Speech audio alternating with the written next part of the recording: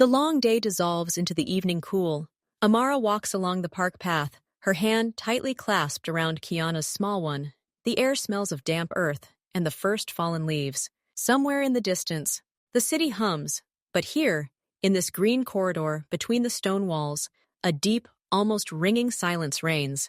The streetlights have not yet been lit, and the light of the fading sky filters through the dense canopy, painting everything in gray, washed-out tones. Amara feels her eyelids growing heavy. A 12-hour shift at the overcrowded clinic has drained all her strength. The hand holding her medical bag is numb. She thinks of a warm dinner, a bath, and simply sitting silently in a chair while Kiana colors another picture.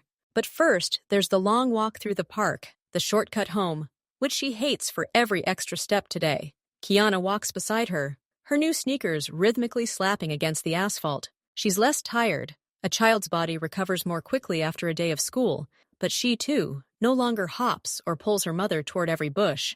She simply walks, occasionally swinging their clasped hands like a pendulum. Her eyes wander over the familiar silhouettes of trees, the dark crevices of benches. She knows this park by heart. Every puddle after the rain, every squirrel you can sometimes spot at dawn. Now the park is empty, and that makes the emptiness even greater. It's Kiana who notices him first. Her gaze, sharp and curious, catches the discrepancy. Near the third bench from the turn, where the lilac bushes merge into an impenetrable dark wall, lies something dark. Not a bag, not a jacket, something more. "Mom," Kiana says quietly, stopping. Amara, lost in her thoughts, automatically takes another step and almost tugged her daughter's hand. "What is it, honey? Come on, we'll be home soon." "Look," the girl insists, not moving. She points a finger there into the deepening shadow. Amara turns her head. At first, she sees just a shapeless heap. Then, details begin to emerge, as if on developing film. It's not a heap, it's a person. A man. He lies on his side, facing the bushes, one leg bent. He is wearing a suit. A good one. An expensive one. Even in the dim light, the quality of the cut is visible. But now he's covered in mud. A huge dark stain appears on his knee, and a long, neat cut gapes across his sleeve from shoulder to elbow, as if from a sharp blade. The fabric around this cut is soaked and stuck together. The man doesn't move. Complete, frightening stillness. Amara freezes. All her fatigue instantly evaporates, replaced by an icy wave of anxiety. Instinctively, she pulls Kiana toward her, pushing her behind her. Her healing brain is already scanning the situation. No visible signs of a struggle around. The position is unnatural, but not convulsive, possibly unconscious. But nearby, another part of her brain, the maternal one, screams danger. Who is he? What happened? She needs to leave. Now. "Mom, is Uncle okay?" Kiana isn't scared. There's more concern and interest in her voice. She peers out from behind her mother's back, her eyes never leaving the motionless figure. "Shh! Quiet!" Amara hisses, her fingers convulsively clutching the strap of her bag. "I don't know. We have to go." "But he's lying down. Did he fall?" "Maybe, but that's none of our business. Let's go." She tries to gently turn her daughter around and lead her away, past this place as quickly as possible. But her feet feel rooted to the asphalt. Professional duty, the very oath she swore, holds her in place. What if he's alive and needs help? What if it's just an accident? "Mom!" Kiana tugs her hand again, but this time not towards herself, but towards the man. Her face has become serious. "We can help. You're a doctor. You help everyone." There's not a shred of doubt in her eyes. For her, the world is still simple. Someone is sick. A mother who treats people must help. In her universe, the concepts of dangerous stranger or consequences do not exist. "Kiana, no, we don't know. Please, Mommy. He's alone. He's scared alone." These words, so childish and so piercing, seem to knock Amara's breath away. She looks at her daughter, at her pure, insistent gaze, then at the motionless figure in the dirty suit. Fear wars with duty. The thought that she might pass by and then learn about the man found in the park who needed help gnaws at her more than her momentary caution. She takes a deep breath, calming the trembling in her knees. "Okay, but you stay here, right here, and don't come any closer until I say so." "Understood?" Kiana nods obediently, her eyes lighting up. Amara lets go of her hand. Each step she takes toward the darkening bushes is an incredible effort. She moves closer, and now sees more. A pale, sharp-featured Asian face, a strand of black hair straying across his forehead, a bruise blooming on his cheekbone. She slowly squats down at a respectful distance, her heart pounding so loudly it seems it should awaken the entire sleeping park. She freezes, shutting out all thoughts, concentrating only on the tactile sensations. A second passes, then another, and there it is, a faint but distinct pulse beneath her fingertips. Smooth, not racing, that's the main thing. He's alive, and his heart is beating steadily. A breath she didn't even realize she was letting out escapes her. Fear fades into the background, replaced by a clear, practiced sequence of actions. She carefully lifts his eyelid with 2 fingers. The pupil constricts in the dim light of the sky, a good sign. There are no obvious signs of head trauma, but he's unconscious. Shock? Blood loss? Internal injuries? Her hands are already moving on their own, examining her head for wounds, her neck, her collarbones.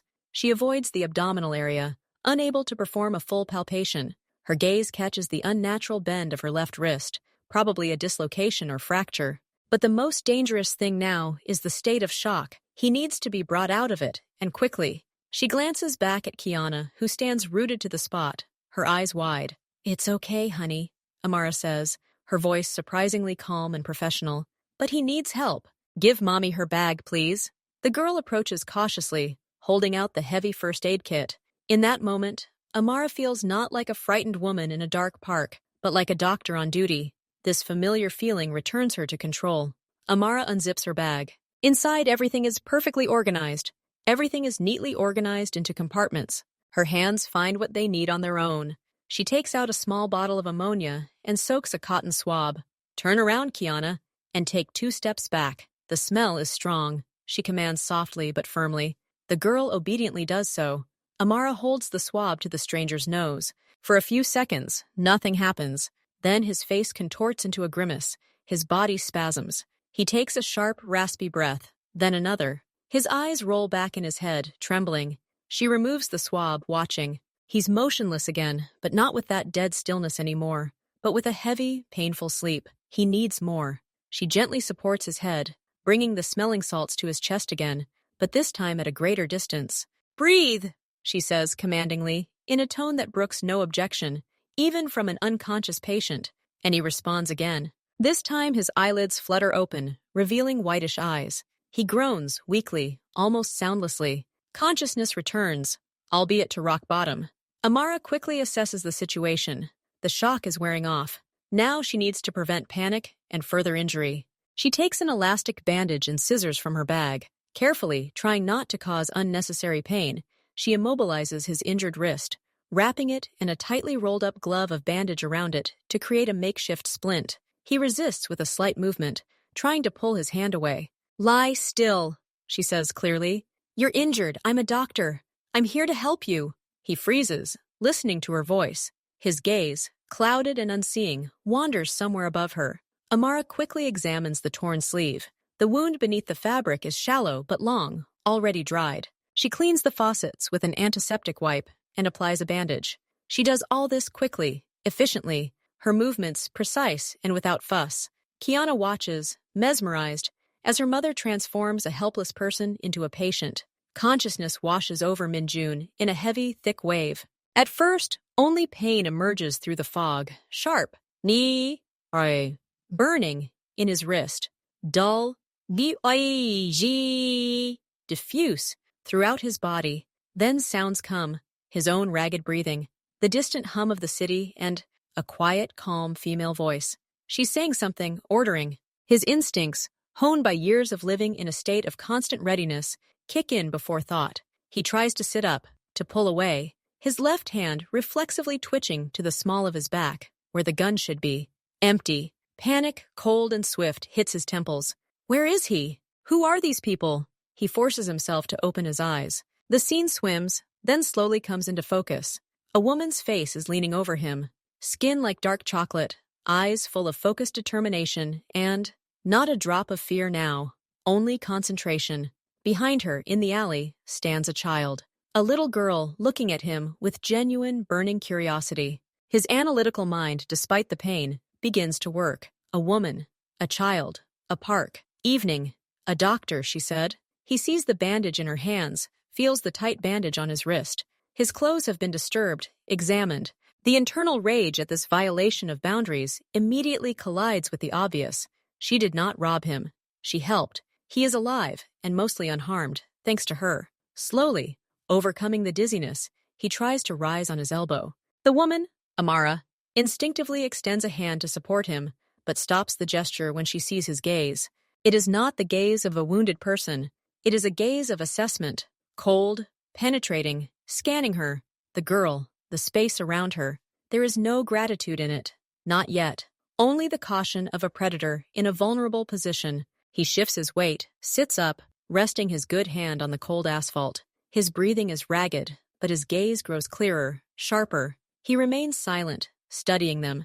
The silence becomes heavy, ringing. Even Kiana stops turning her head and freezes, sensing this new, unchildlike tension in the air. The silence stretches, becoming almost tangible. Minjun sits on the cold ground, his gaze sliding from Amara's face to Keanu and back again. He sees more than just two random passers-by. He sees details: the woman's modest but clean clothing, the professional bag with the medical emblem, her hands, skillful, quick, but unadorned, with short-cut nails, hard-working hands. Her posture is protective, turned slightly so that, if necessary, she could stand between him and the girl. A mother. His gaze shifts to the child. Large, dark, trusting eyes. A face that hasn't yet learned to hide its emotions.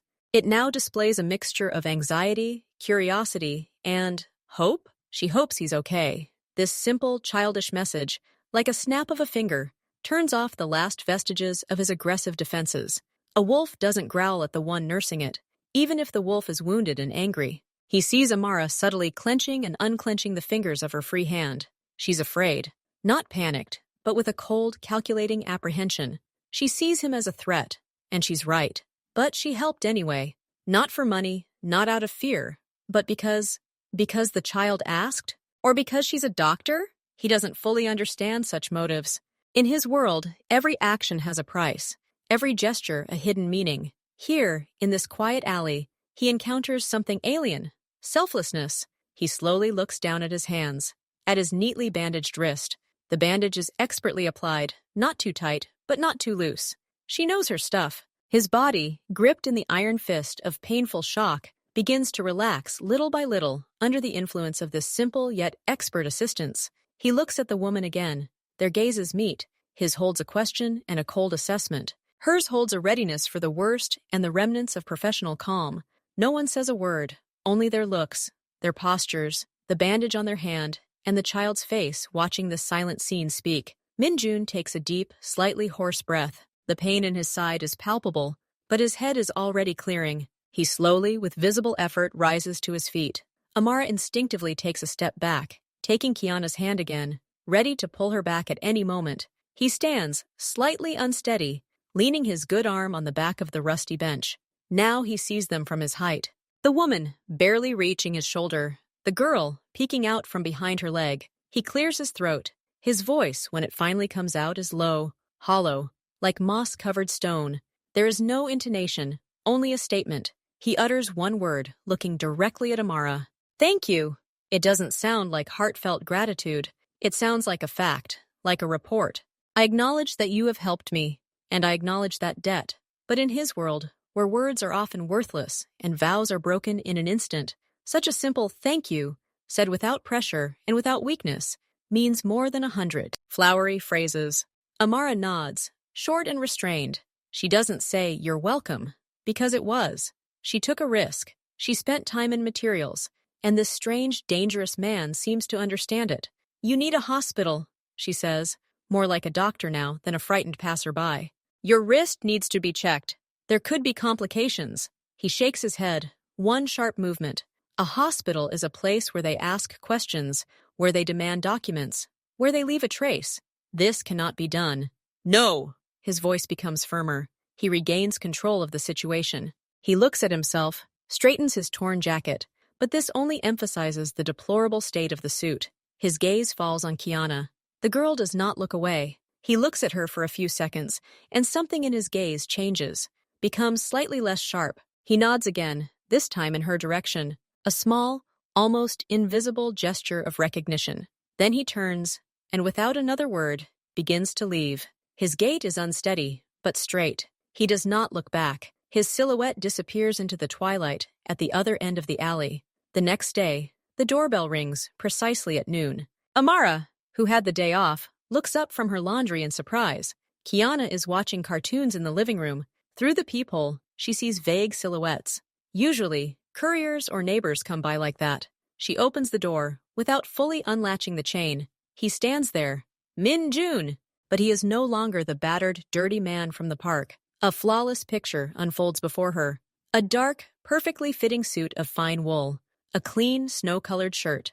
Black hair slicked back. On his left wrist, over the shirt, is a discreet but very high-quality leather bandage. His face is freshly shaved, the bruise under his eye almost invisible under a layer of foundation. He stands perfectly straight, without a trace of yesterday's pain. Behind him, at a respectful distance, are two men in equally formal but less expensive suits. They don't look at her, their gazes wandering around the stairwell, assessing the situation. Amara freezes, her heart sinking. She automatically tries to close the door, but the chain tightens. She begins, but her voice fails. Amara, he says. He knows her name. Where from? He pronounces it clearly, without a mistake in the stress.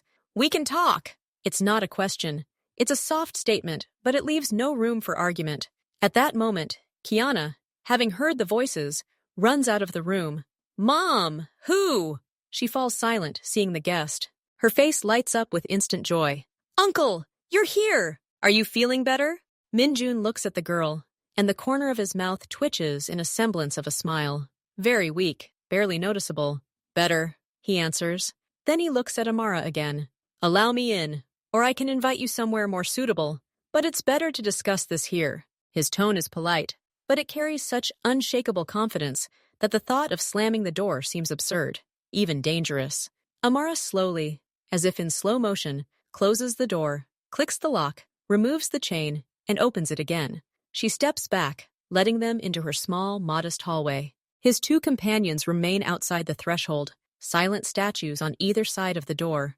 Minjun enters alone. His presence seems enormous, filling the cramped space. He places a thin black leather briefcase on the nightstand by the mirror. His gaze glides over the decor, a clean but shabby house, filled with children's drawings on the refrigerator.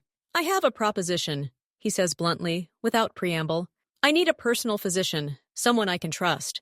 You've proven yourself competent and disciplined. I'm offering you this position. The salary will be 5 times your current one. Full benefits package. A separate clinic. Amara opens her mouth to object, to refuse, to kick him out.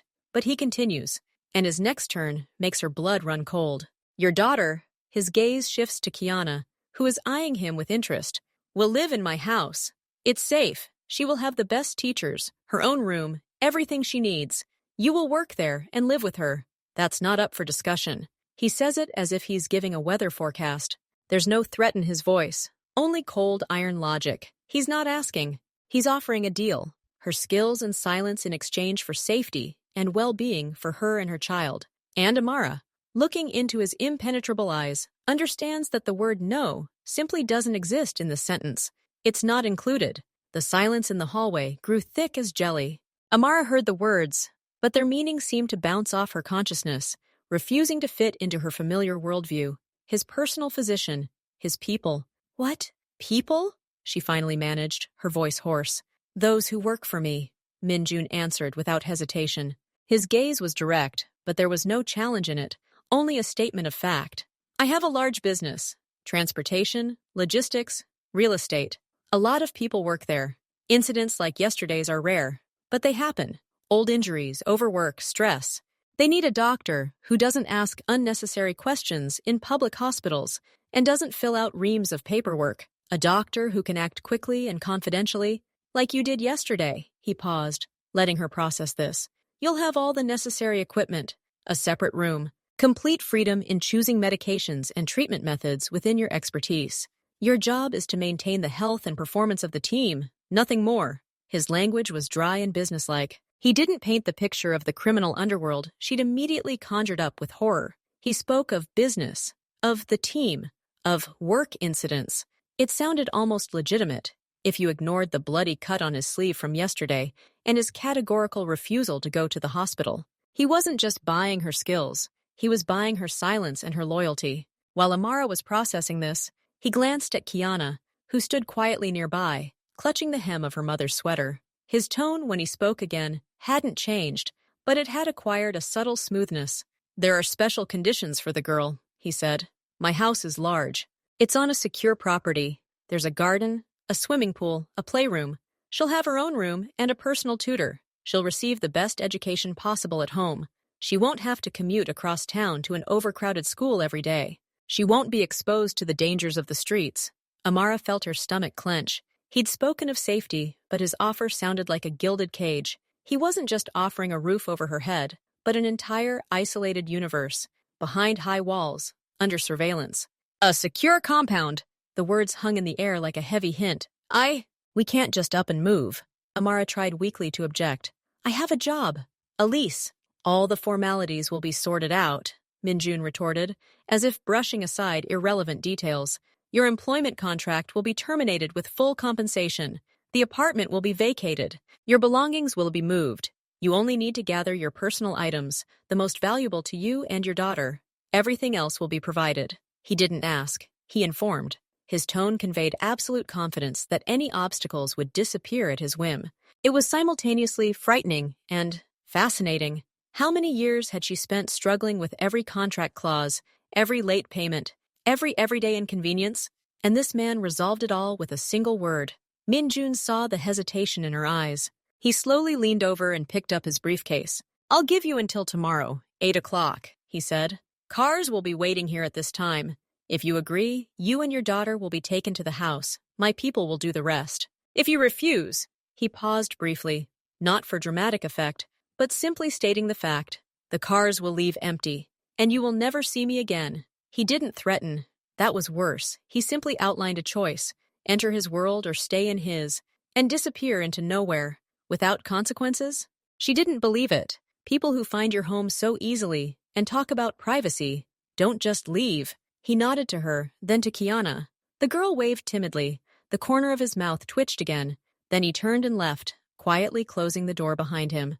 Amara heard his footsteps retreating down the stairs, and then the quiet rumble of a motor outside the window. She slowly sank into a chair in the hallway. Kiana came over and put her arms around her neck. "Mom, are we going to live in a big house? With a garden?" she asked, her voice ringing with genuine excitement. Amara closed her eyes. She faced a choice between the terrifying uncertainty and the equally terrifying, yet tempting, stability. Her current life was an endless race for survival. Long shifts, a constant lack of money, the fear of leaving Kiana alone after school, a bad neighborhood, screams through the door. She dreamed of giving her daughter more security, more opportunities. June's proposal was monstrous at its core. She understood what he could truly be, but it was also the perfect solution to all her maternal worries. A roof over her head, food, education, security, and a job in her field with excellent equipment. He wasn't asking her to do anything illegal, not yet, just to treat his people. She thought about his eyes, cold but honest in their directness. He didn't deceive her, didn't paint a rosy picture. He bought her silence and skills, and paid for it the highest price she could imagine: Kiana's safety. My heart pounded wildly, begging me to give up and run away. But my mind, tired, worn out by years of struggle, whispered, "This is my chance. The only one. For her." She opened her eyes and looked at her daughter's beaming face, which was already painting pictures of life in a fairy tale house with a garden. She hugged her tighter. "I don't know, honey," she whispered. "Mom needs to think about it. Think about it very carefully." But deep down, she already knew the answer. Not because of the money, not because of the fear of him, because she had her last bill in her purse until payday, and outside the window was a world full of threats The large iron gate slid silently open, letting them inside. The mansion wasn't a fancy palace. It was a large modern building of glass and dark stone, with strict geometric shapes, immersed in the greenery of a perfect garden. Everything exuded order, tranquility, and vast wealth. At the front entrance, they were greeted by an elderly woman in a formal suit, Mrs. Choi, the housekeeper. Her smile was polite but not warm, and her eyes were all-seeing. "Welcome! Mr. Min is waiting for you in the library," she said, leading them inside. The interior was striking not for its luxury, but for its impeccable quality and minimalism. Nothing superfluous. Silence. The air smelled of freshly brewed coffee and wood. Min-jun was waiting for them, standing by the panoramic window overlooking a Japanese rock garden. He was wearing a dark knit suit, looking calm and completely in control of the situation. "Choi will show you to your workstation at 15 cents," he said, exchanging a brief glance with Amara. There was neither triumph nor threat in it. It was simply a statement. The deal was on. Their room for Kiana was bright, with a large bed, shelves for books and toys, and a separate bathroom. Amara's room was a little more formal, with a study nook. The windows looked out onto the garden. Everything was new, expensive, and impersonal, like a room in a fine hotel. After a short rest, Mrs. Choi showed Amara around the first floor. Besides the living rooms and dining room, there was a gym, a billiard room, and finally, the clinic. It was small but well-equipped. A couch, cabinets filled with medicine and instruments, even a portable X-ray machine and ultrasound machine. Amara, running her fingers over the shiny metal, realized that such things weren't bought to treat a cold. While she was examining the equipment, figures flickered in the hallway. Two men, one of whom had accompanied Min-jun yesterday, were quietly conversing. As they passed, Amara noticed details. On the back of one's hand was a faint but distinct star-shaped scar, the trace of an old burn or a bullet wound. The other had a subtle stiffness in his left shoulder, as if the joint had once been seriously injured and had healed poorly. Their faces were calm, even detached, but their eyes, which briefly met hers, did not hold the innocence of ordinary workers. This was the look of people accustomed to assessing the situation and potential threats. They nodded at her respectfully, but without friendliness. These were not office workers. These were soldiers, and scattered across their bodies, like a map, were the mute evidence of past battles. Amara felt a slight chill beneath her shoulder blades. She wasn't just in the businessman's home.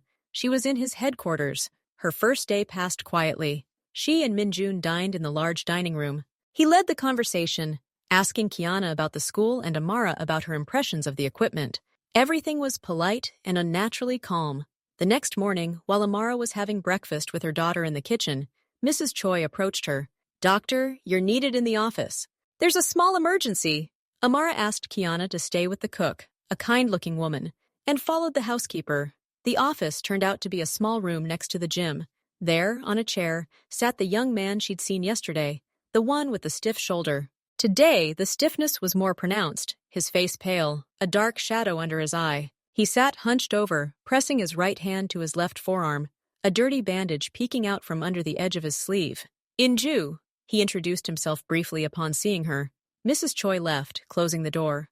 Amara put on gloves. "Show me." He silently pulled back his sleeve. The dressing was homemade, made from bandages already soaked with ichor and pus. When Amara carefully unwound it, she saw an inflamed, deep-cut wound on his forearm. The edges were jagged, clearly not treated by a professional, and suppuration had already set in. This was no accidental household injury. "How many days?" Amara asked calmly, already laying out the instruments. 3, Inju answered dully. She nodded, not asking unnecessary questions. No unnecessary questions was the main condition. She treated the wound with antiseptic, removed necrotic tissue, and applied a clean drainage bandage. She did everything silently, focused. Inju gritted his teeth, but did not make a sound. "You need a course of antibiotics. Injections," she said, finishing the bandage. "Otherwise it will get infected. Come twice a day. And don't delay these kinds of situations any longer." He looked at the neat bandage, then at her face. His gaze held no gratitude, but rather respect for her competence. He nodded. "Thank you, doctor." When he left, Amara stood looking at the red stains on the used wipes. This was her first real task in the new world. She didn't ask what the wound was from. She already knew the answer. She had done her job.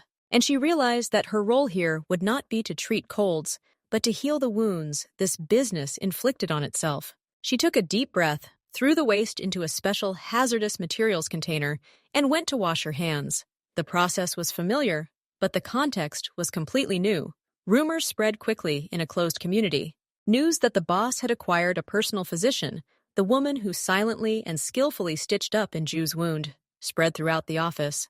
At first, Amara's patients were treated only when absolutely necessary, and with extreme caution. Men with stern expressions entered the office, nodded, and showed off their injuries, old fractures that had healed crookedly, inflamed cuts, bruises. She worked silently, focused, expressing neither fear, disgust, nor excessive sympathy. Her questions focused solely on symptoms, allergies, and timeframes. No, how did this happen? Or who did this? Gradually, her office became a place for more than just wound treatment.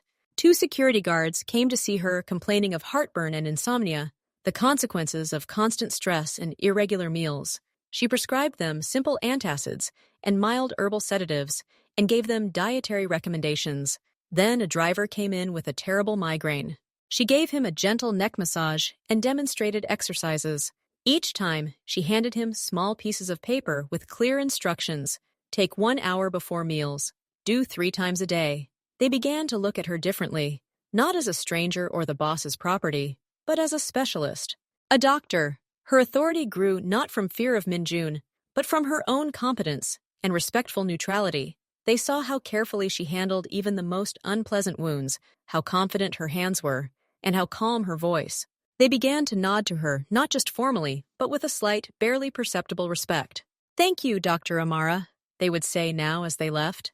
And it no longer sounded like a report, but like sincere gratitude. While her mother worked, Kiana was settling in. At first, she was shy, keeping to her room or near the kitchen, where the kind cook sometimes treated her to cookies. But one day, looking out the window, she saw a garden. Not just a lawn, but a whole world. There were neat gravel paths, a small koi pond, stone lanterns, and blooming azalea bushes. The garden was quiet, peaceful, as if made for reflection. The girl cautiously walked out. No one stopped her. The guard at the back entrance merely nodded when he saw her. The garden became her refuge. She spent long periods sitting at the edge of the pond, watching the graceful movements of the colorful fish. She learned the names of the flowers, which the old gardener, a silent Korean man who occasionally allowed her to water them from a small watering can, told her. There, among the greenery and the chirping of birds, there was no feeling of a huge alien house. There were no tense men's faces. There was only nature, orderly and beautiful. Kiana brought books into the garden and read them, lying on the grass. This was her first truly safe and private space since they moved in. The garden accepted her without questions or conditions. One evening, as Amara and Kiana sat in a small, sunny room overlooking that same garden, drinking tea and cookies, the door opened. Minjun appeared on the threshold. He wasn't often in this part of the house at this time of day. Both women froze. Kiana instinctively went silent, and Amara felt a familiar tension. But he said nothing. He walked to the window and looked out at the sunset, turning the garden stones pink. Then, to their surprise, he turned and walked over to the table. "May I?" he asked, his voice quieter than usual. Amara nodded, unable to speak. He sat down in the empty chair. Mrs. Choi, as if by magic, appeared with another cup and placed it in front of him. An awkward silence fell. June asked suddenly, turning to Kiana. The girl's eyes widened, then smiled timidly. "It's beautiful. There's an orange fish with a black spot. I named it Orange. Orange," he repeated, as if testing the word. He took a sip of tea. "The gardener says you don't trample the flower beds and you know how to water them. That's good." The praise was dry, but for Kiana, it meant the world. She beamed. "I like sitting there, quietly." Minjun nodded, his gaze moving to Amara. "Are you satisfied with the job?" He simply sat down and drank some tea. After that unexpected visit, evening tea parties became more frequent. Not every day, but once or twice a week, Minjun would appear in the sunny room, sit, and silently sip tea, gazing out at the garden. Sometimes he'd bring documents with him, looking through them, oblivious to the quiet conversation between Amara and Kiana. His presence went from being intimidating to familiar, almost a background detail. It was at these moments that Kiana, having become more comfortable, began to ask questions, not out of impudence, but out of pure childish curiosity that overcame her shyness.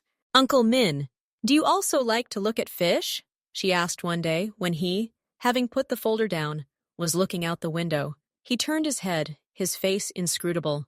"I'm looking for peace," he answered after a pause. "Fish don't disturb it." "And what is peace?" Another question immediately followed. Amara wanted to stop her daughter, but Minjun raised his hand, making it clear that it was not necessary. "It's when everything is in its place, and there are no surprises," he explained, choosing his words carefully. as if speaking a rare foreign language. Like a puzzle, Kiana clarified. He thought for a moment, his gaze becoming distant. Yes, like a completed puzzle. Don't you get bored when the puzzle is already completed? The girl blurted out. The simple, naive question hung in the air. Amara froze, expecting a harsh response or cold silence. But Min Jun wasn't angry. He simply looked at Kiana, as if for the first time he saw in her question something he'd never considered himself. His world was built on control, on achieving that very peace, a state where every detail was subordinated to his will. And then what? The question from a child unaware of the complexities of his life touched something deep. Sometimes, he admitted quietly, and it sounded more revealing than any long speech. Then he stood up. It's time for you to go to bed.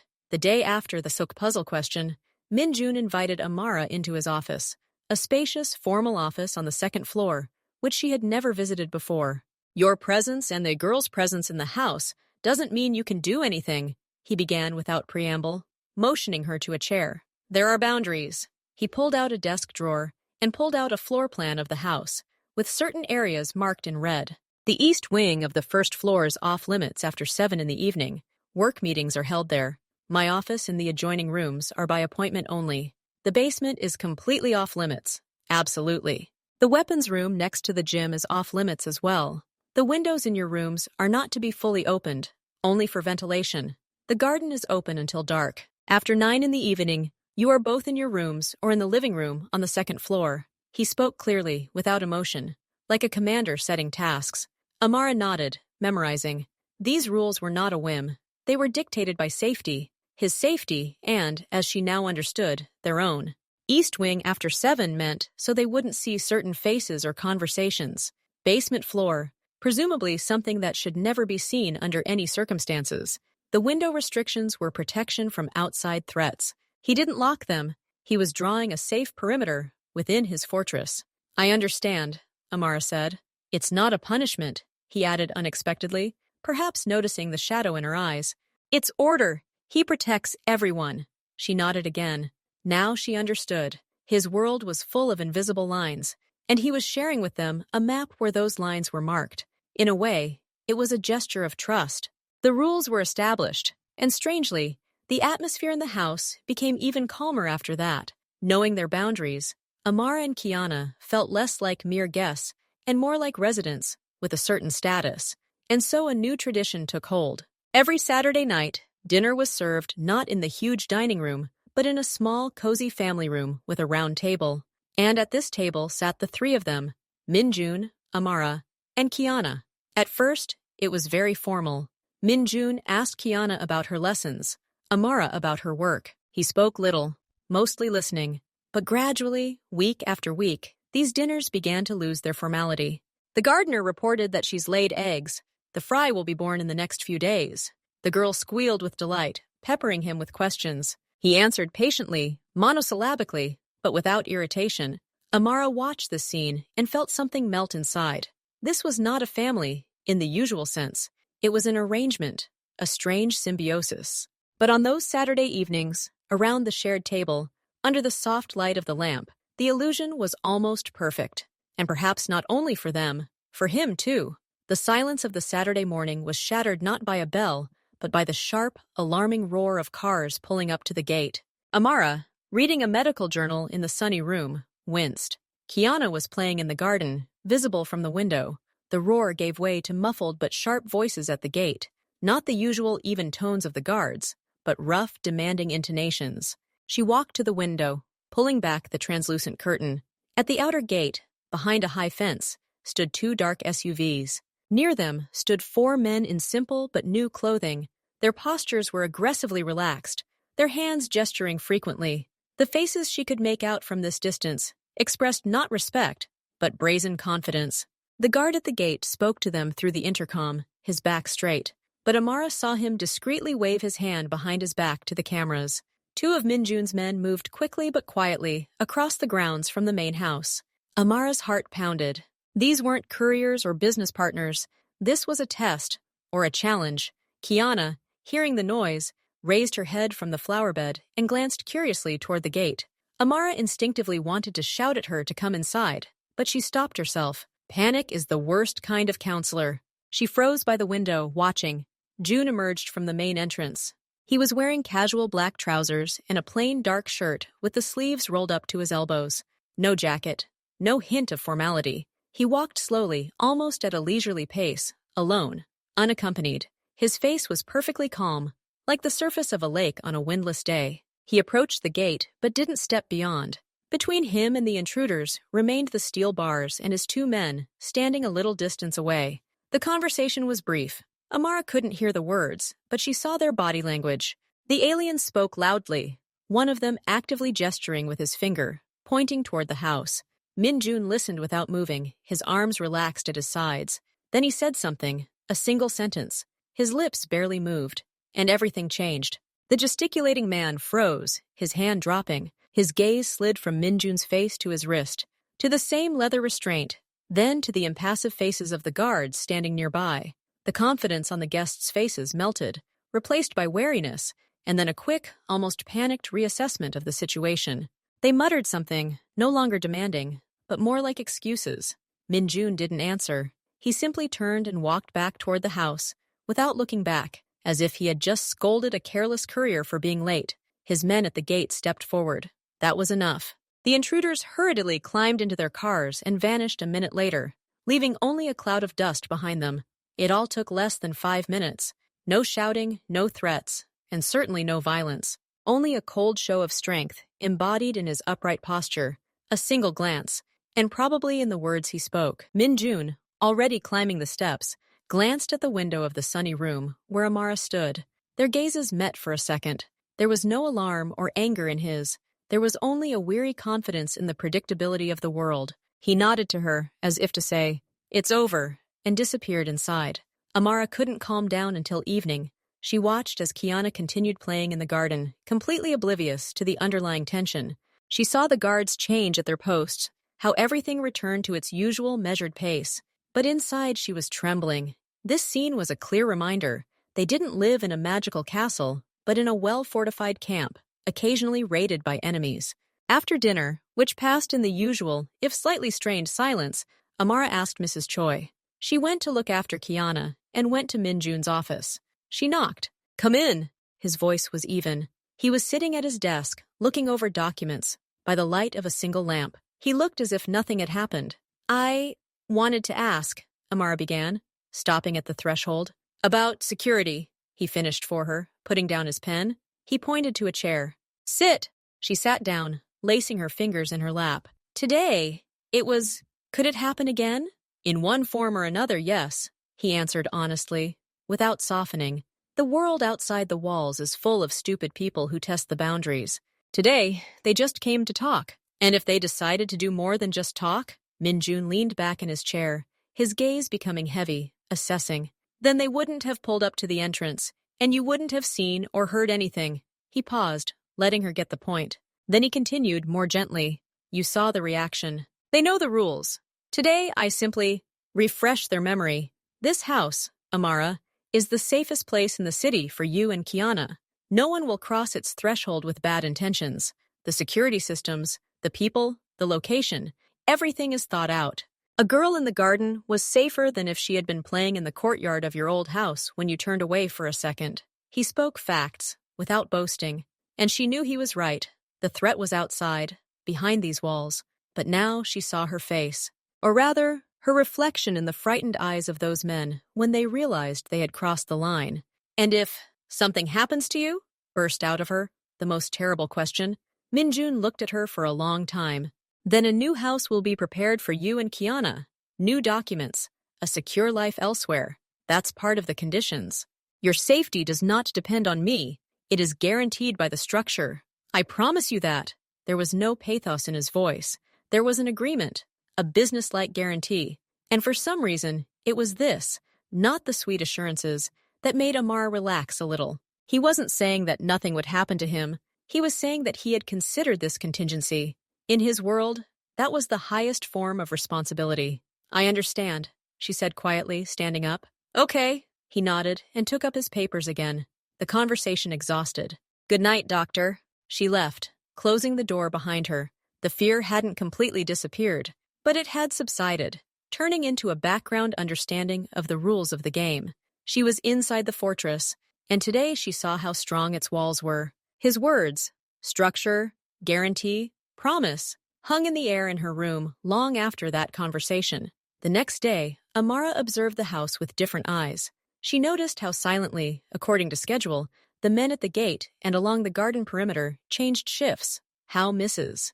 Choi, making her morning rounds, checked not only the cleanliness but also the operation of the sensors on the windows. How the driver, before bringing the car to the entrance, always walked around it, his gaze skimming the wheels and the undercarriage. This wasn't paranoia.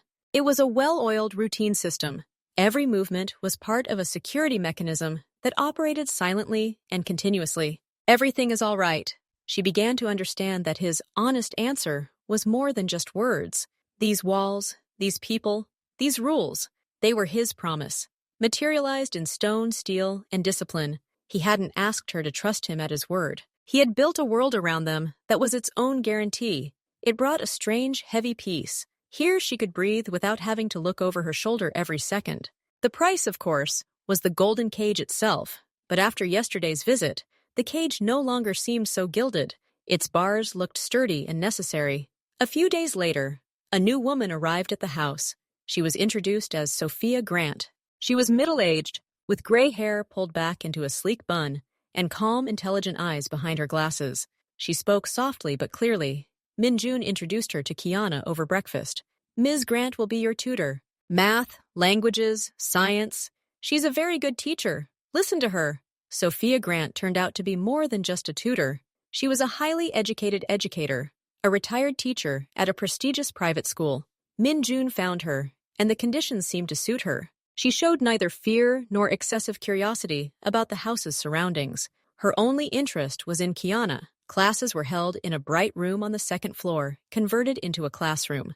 A relationship developed quickly between teacher and student. Sophia was strict but fair, and had a way of explaining complex things simply. Kiana, who had often been bored at her old school, now immersed herself in her lessons with interest. Amara, occasionally eavesdropping at the door, heard laughter and animated arguments. This was another brick in the wall of safety and normalcy that Min Jun was building. He didn't just provide shelter, he invested in the girl's future, providing her with an education Amara could never have given her on her own. It was a silent but eloquent gesture that meant more than any verbal thanks. With the arrival of Kiana, and now Miss Grant, the atmosphere in the house began to slowly transform. Previously, it had been the quiet of a barracks or a senior management office. Now, the hallways occasionally echoed with laughter or the quick footsteps of a girl running to class or to the garden. And what was most surprising was that Min Jun's men began to adapt to this new background. Previously, their conversations in the presence of Amara and Kiana had been abrupt, full of omissions and technicalities. Now, when the girl was in sight, their tone changed. They spoke more quietly, more clearly, avoiding any harsh or rude words. One day, Amara witnessed Yinju, the one with the wound on his forearm, correcting a young newcomer who, while discussing something, had sworn too harshly, not noticing Kiana at the end of the hall. "There's a child here," Yinju said quietly, but in a way that immediately took the man's breath away. And this wasn't an order from above, but an internal, unspoken rule that everyone accepted. Even Mrs. Choi softened a little. She began leaving little cakes in the kitchen for Kiana, which she adored. The house gradually ceased to be just a headquarters. Islands of ordinary, almost family-like life appeared within it. And these islands were guarded not only by cameras and armed men, but also by the silent consent of all the inhabitants. Kiana, without realizing it, became the quiet center around which another, more humane version of this strict world crystallized. One late night, Amaru was awakened by a quiet but insistent knock on her door. Inju stood there, his face pale and tense in the light of the nightlight. "Doctor, he's asking for you. Urgently!" Amara's heart sank. She threw on a robe, grabbed her ready first aid kit, and followed him through the dark corridors, not to the office, but to Min Jun's sleeping quarters in the East Wing, an area she was usually forbidden from. The room was as minimalist as everything else in the house. Min Jun sat on the edge of the large bed, wearing black trousers and an unbuttoned shirt, pulled off one shoulder. The left side of his torso and his arm above the elbow were covered in dark, sticky blood. His face was streaked with pain, but his lips were pressed into a thin white line. Bloody scraps of gauze lay on the floor. "A bullet," he said through clenched teeth when he saw it. "A ricochet." It didn't go deep, but it grazed. "It's a nuisance." Inju nodded silently and left, remaining outside the door. Amara cast aside all thoughts other than medical ones. She turned on the additional light and put on gloves. The wound was nasty, jagged, with a foreign body lodged inside. But, as he had said, it didn't penetrate the cavity. However, the risk of infection and nerve damage was high. "We need to extract it. Now. Anesthesia. Without it," he interrupted, his gaze boring into hers. "Only local. I have to remain clear." She wanted to object, but saw the same steel in his eyes as on the night of their first meeting. He hadn't asked. He had communicated. She nodded and prepared the syringe with lidocaine. When the needle entered the edges of the wound, he didn't even flinch. Then began the complex, painstaking work, widening the wound channel, finding the metal fragment, extracting it, rinsing it, and assessing the damage. She worked in complete silence, broken only by his heavy, even breathing. Sweat beaded on his forehead, but he made no sound.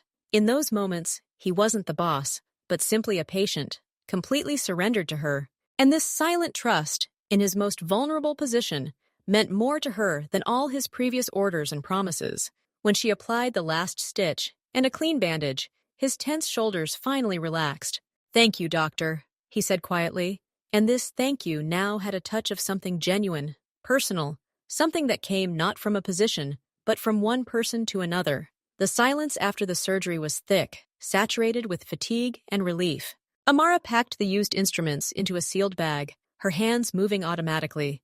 Mintu Jun sat on the bed, his legs dangling, staring at the floor. The pallor and sweat on his forehead betrayed the pain and shock he'd endured. "You need to rest and start a course of antibiotics," she said, breaking the silence. "I'll get them." "Wait!" His voice sounded hoarse. He didn't look at her. "Sit down." It wasn't an invitation, but a gentle command from someone who had no energy left for formalities. Amara carefully sat down on the chair by the vanity. He was silent for a long time, collecting his thoughts. "Today, it's part of the job," he began, as if justifying himself, not to her. "Sometimes, boundaries must be defended personally. A ricochet is a stupid accident. Ridiculous." He said this with disgust, not at the pain, but at his own oversight, at the element of chaos in a carefully calibrated equation. "You could have died," Amara said quietly. "No," he shook his head. "Not from a scratch like that. More specialized." Minjun chuckled, a dry, silent movement of his lips. "Specialized doctors ask questions. They need medical histories, reports for insurance companies. They have obligations to the law, not to the patient." He looked at the neat bandage on his shoulder. "You just treat. No questions. I bought this silence. And today I was convinced that it was a good purchase." He fell silent, and in the silence of the room, his next question sounded unexpectedly frank. "Aren't you afraid? To live here, among all this?" Amara considered the answer. "It was. Very. Now, less. I see order. I see how you care. About order. And about Kiana." He nodded, as if her answer coincided with his expectations. "Order is all I have, and what I can give." He leaned back against the pillows, closing his eyes. "Rest, doctor, and send Kiana tomorrow. Let her tell him what she's learned about her fish." The next afternoon, when Amara came to change his bandage, Min Jun was at his desk, working with one hand. The procedure was silent. When she finished, he put his pen down. "There have been changes since you arrived," he said quietly. "Not just in the security detail or the schedule." He wasn't looking at her, but out the window, where Kiana could be seen at the edge of the garden with Miss Grant, examining something through a magnifying glass. This house used to be just a place, a dot on the map, a base of operations. Now, there's laughter over breakfast in the morning, and questions that don't have easy answers. He turned to her, his face serious.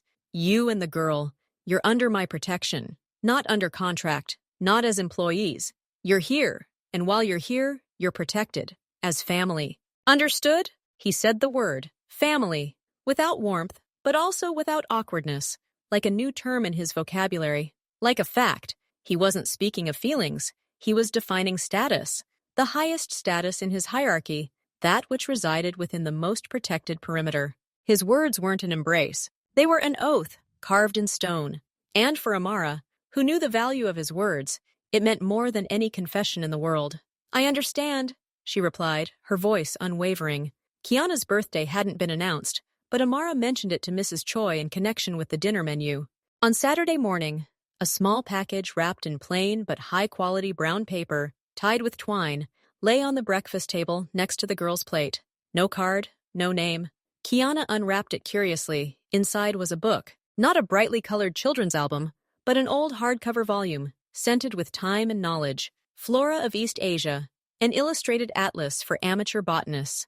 The book was clearly rare, perhaps second-hand. The pages were yellowed, but the hundreds of illustrations, watercolors, incredibly detailed, were as good as new. Every page featured plants, flowers, trees, with descriptions in Korean and Latin.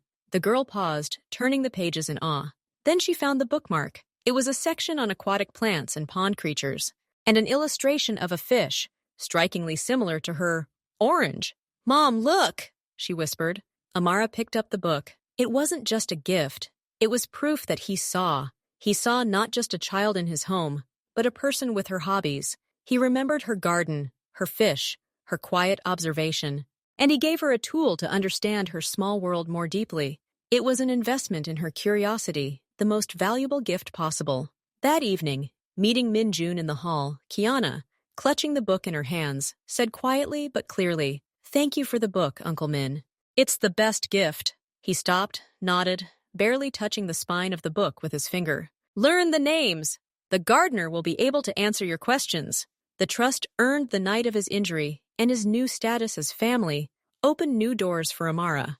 Now Min-jun occasionally invited her to short meetings with key people, not for medical reports, but to hear her opinion. The topics weren't injuries, but overall health, organizing meals for shift workers, lighting in work areas, vacation schedules to reduce stress, a system of simple medical checks for drivers and security guards. He listened to her recommendations, practical, evidence-based, and then issued orders. Her word wasn't law, but it was becoming an important factor. When she pointed out poor ventilation in the driver's break room, a new system was installed within a week. When she noted the monotonous, carbohydrate-rich menu in the staff kitchen, the cooks received new instructions and a nutritionist. Amara was transforming from a doctor who stitches up the consequences to a specialist who tries to prevent the causes. Her role was evolving. She became more than just Dr. Amara, but an advisor on the well-being of this entire complex, semi-hidden organization. And this feeling that her professional opinion carried weight and could actually make a difference gave her a sense of purpose she'd been missing at the city clinic. Amara's personal phone, which she rarely used, rang with an unknown number. The voice on the other end was familiar, sweet and venomous at the same time. It was Marcus, her ex-boyfriend, Kiana's father, the man who had disappeared from their lives many years ago when it became clear that his affairs were legal troubles and debts. "Amara, honey, rumor has it you've taken off. Got a job in some elite building." His voice was obsequious. "I've missed you so much. Our baby. I want to visit. Reunite the family." Her blood ran cold. He recognized. He was always like a weed. He showed up when he sensed an opportunity. Now he smelled money. Or protection. Or both. "We have nothing to discuss, Marcus." "Don't call here anymore," she said sharply, and hung up. But the calls continued. First, persuasion, then veiled threats. "I'm her father. I have rights. It would be a shame if this beautiful life ends over some formalities.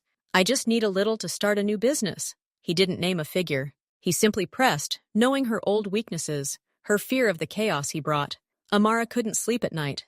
This ghost from the past was the only force capable of destroying the fragile order of her new life. She didn't want to disturb Min-jun, afraid to appear weak, to bring her old filth into his home. But one morning when she received another message hinting that Marcus was already in town and wants to meet his daughter, her patience snapped. She couldn't risk Kiana. She came to Min-jun's office without calling, which was against the rules. He looked up from his papers and immediately saw from her face that this was serious. "Go ahead." She told him the story, haltingly and stumblingly, about Marcus, about his calls, about her fears. She expected condemnation, irritation at the problems he had caused. Min-jun listened without interrupting. When she finished, he asked only one thing. Full name, last known place of residence, phone number. She gave him everything she knew. He wrote the information down in a notebook with a flick of his wrist. "He won't call you again. And he won't come near Kiana. You will not receive any messages. This topic is closed." But what are you going to? She began. He raised his hand, cutting her off. Amara, you said you see order. Order is when unwanted elements are eliminated, without noise, without a trace. It's not your concern. You took care of my body. I will ensure your peace. That is our agreement. His gaze was firm and completely calm. He violated the boundaries of my home, my family. He will not speak to me, nor to anyone who speaks to him. He will disappear from your lives, forever. I promise you that. There was no anger in his voice. There was the cold confidence of a man who understands the workings of the world and knows how to manipulate them. He did not ask her permission. He simply stated how the problem would be resolved. And in that moment, Amara felt no fear. She felt an enormous, all-consuming relief. The stone that had weighed on her soul for years was lifted by one word from him. He protected them not as assets, but as his territory, as family. His word was law, and this law worked in their favor.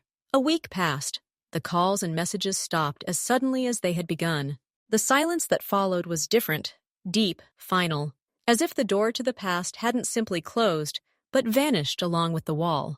Amara stood in the sunny room, watching Kiana in the garden, encyclopedia in hand, animatedly discussing something with the gardener, pointing to an illustration.